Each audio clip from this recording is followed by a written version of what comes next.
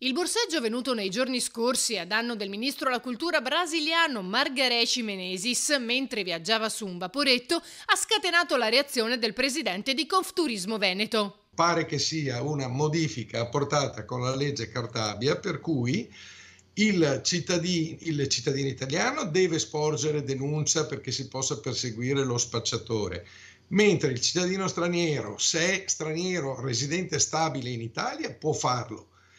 Il cittadino di passaggio, lega turista, non può farlo. Allora, questo significa comunicare ai malviventi nostrani, quelli abusivi sul territorio dello Stato e a tutti quelli del Mediterraneo: venite in Italia, perché in Italia potete scippare i turisti tranquillamente e non vi succederà nulla. Micheli si è appellato al ministro alla giustizia Carlo Nordio. Confido nella sensibilità del ministro Nordio, che avendo operato tra l'altro a Venezia, risiedendo a Treviso, capisce cosa significa il concetto di ospitalità per il nostro paese.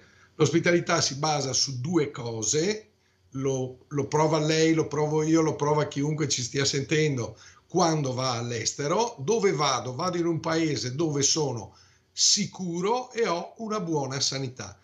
Qualora questo messaggio passasse, e a questo punto passa per forza perché è finito sui giornali, lei si immagini a cosa potenzialmente possiamo andare incontro con la stagione estiva.